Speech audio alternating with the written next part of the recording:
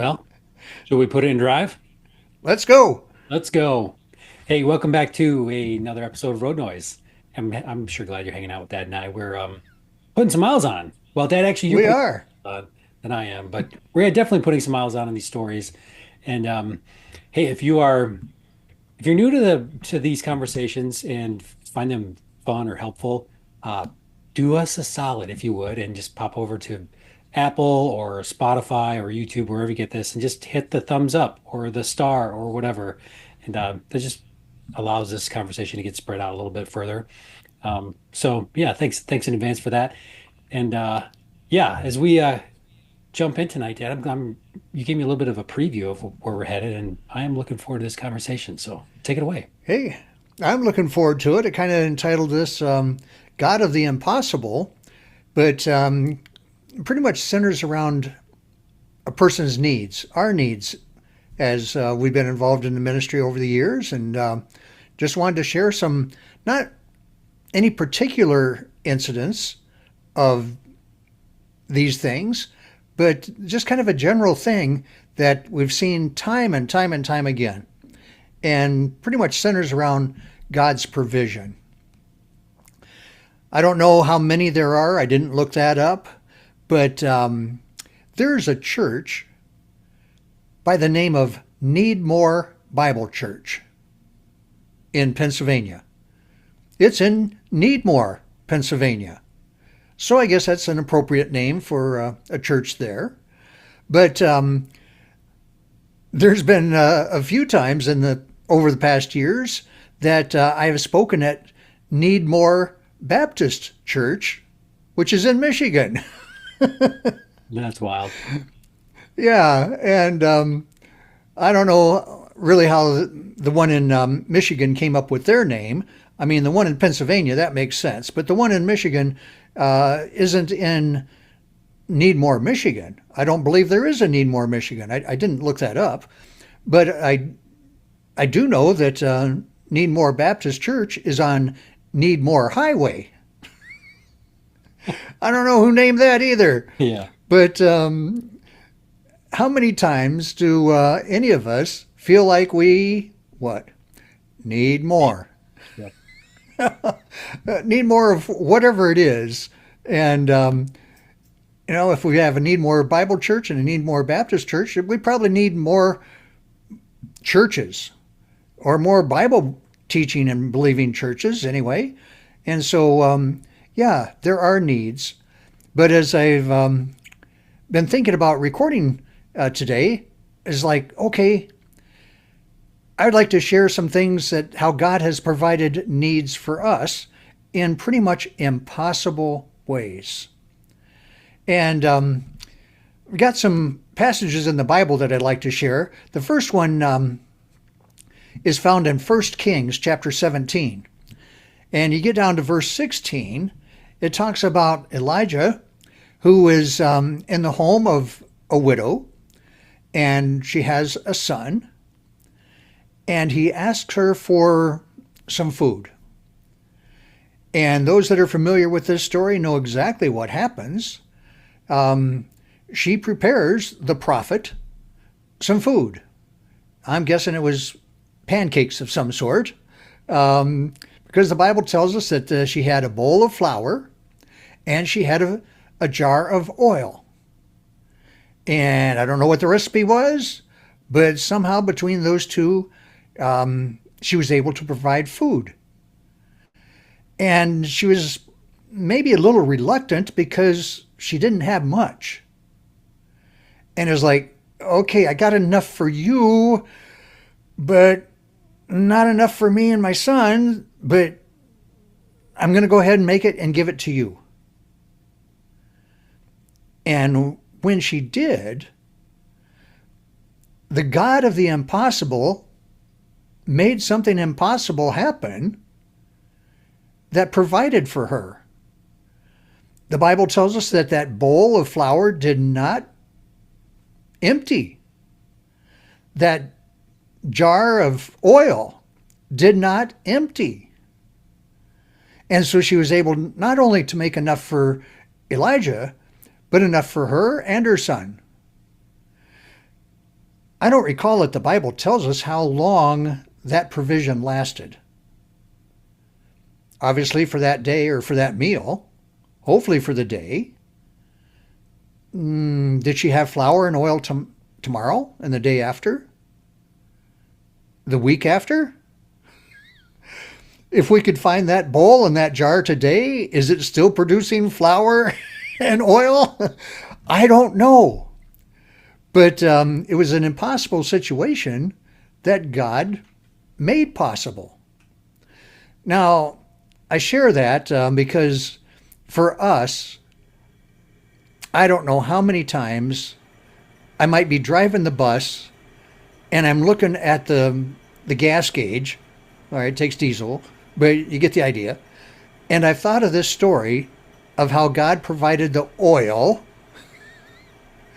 and how God provided diesel fuel or gasoline in a vehicle to get us far more miles down the road than was possible. You can't drive that many miles on a tank of gas. Oh, yeah? I have. You say, well, that's impossible. You can't drive. I mean, you'd have to get 50 miles to a gallon or better. With a bus, that's impossible. I don't know how it's happened, but how many times have I been maybe a little concerned about how much gas we have or how much fuel was left in there, but for whatever reason, kept on going, kept on going, kept on going. It's like, we should have run out by now. Okay, yeah, I did share a story where we did run out one time. But so many times I've thought as we've gone down the road how God is providing oil, as he did for this lady, only our oil is more in the form of gasoline or diesel fuel. But God provided what doesn't make any sense. And I don't know how to say this. All right, you can go ahead and judge me. I don't keep track of mileage. I just don't care. I figure whatever it is, I'm not going to change it. But kind of because I don't really want to know. I know that God's going to provide. He's going to get us there. And if he has to give us 100 miles to a gallon to make it happen, I don't know. And I don't really care to check the mileage to find out how many miles we got to a gallon. I'm just going to keep driving knowing that God's providing. All right, so before we stop to record tonight, we did stop and get gas. And I think that's expected of us, not to just say, okay, God, I'm going to keep on driving and you got to keep on filling the tank.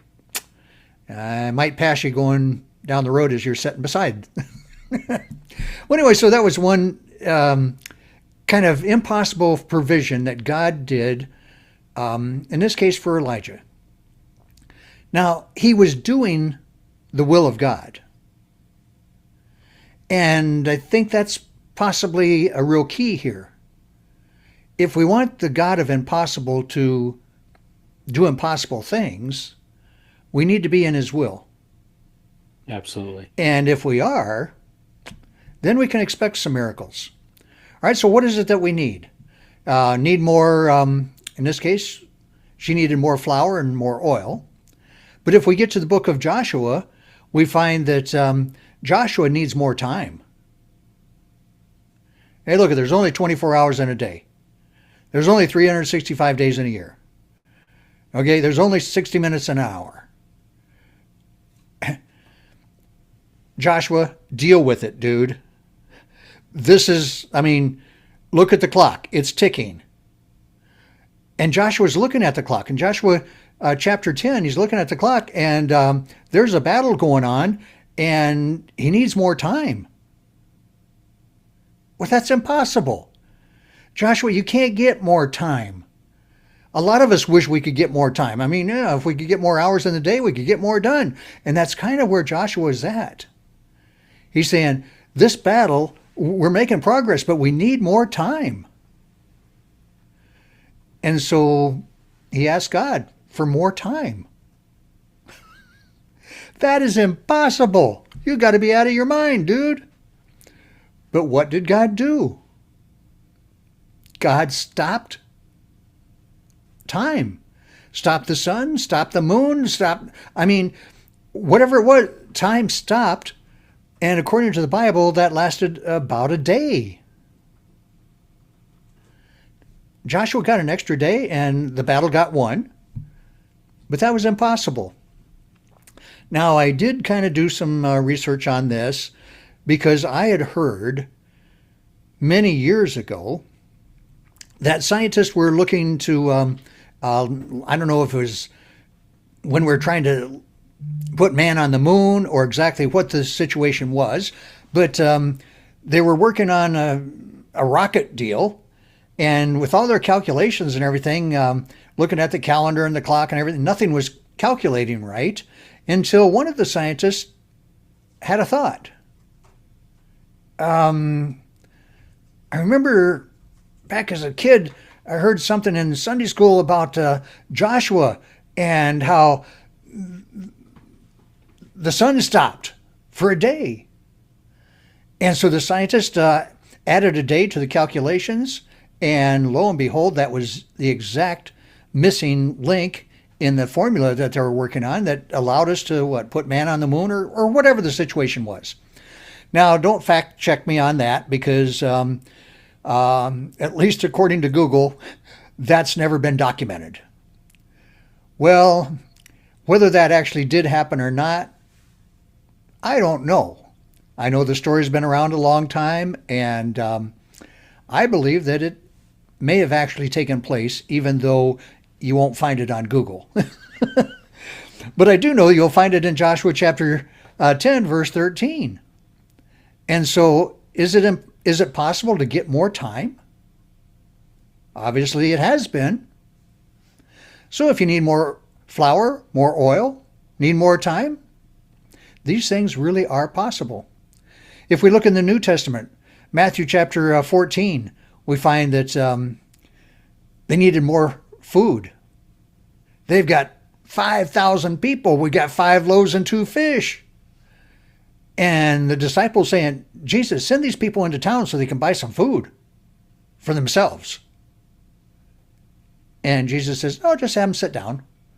No need to have them go into town. We can feed them right here. And those disciples have got to be saying, that is impossible. We don't have that amount of food. Well, we all know the story. It not only was possible, but there was leftovers. Can God do that? He has. All right, so if we need more food, more time, what if we need more money? Look in Matthew chapter 17, verse 27. Well, they need some money to pay some taxes. And Jesus says, hey, walk down to the dock. Walk out on the dock there at the lake. Put a fishing line in with a hook. And the first fish that you pull out, open up its mouth. And when they did, that first fish that came up had a mouthful of money. Is that possible? If you're doing God's will, He will provide. And there's been so many times in our ministry over the years where we have seen God do impossible things, but has provided everything that we've needed. I hope that's an encouragement to somebody out there that you might be like, need more Bible church, need more, whatever it is. Whatever it is you need more of, God's got enough, and He's capable of providing. Oh, I love it. I love it. And that's one of the things that I just love about these conversations, Dad, is for me to be able to hear just about how God is just faithful and generous and looking out for you in the ministry over years and years, because it's the same God that's in my life, the same God. And, that it's all of our friends here that are listening, that it's the creator of the universe. He can do the impossible. What a great reminder. He has, and He still does. Well, speaking of impossible things, I heard somebody shouted that dad jokes are making this earth impossible to live in. Hmm. And there was a dad standing by, and he yelled back, maybe you just need some space. Oh. Hey, impossible things, right? I'm sure that you've heard that according to the laws of aerodynamics, that it's impossible for a bumblebee to fly. Mhm. Well, do you know that according to all the laws of aviation, it's impossible for any bee to fly? Because not one has ever filed a permit with the FAA. True. True. They're But it illegal. happens. Yeah. All Yeah. right, that's enough for tonight. Yeah. Yeah. Well, these are also just a good reminder for our friends listening too that this is the nature of the work that you've done for 50 years is bringing the gospel in a clear and compelling way, but also with a sense of humor. And I love it. Yeah. It is possible. It is possible, right? Yep. Yep. All right. Well, hey, All let's right, well, we'll park see you it here next and week. it sounds good.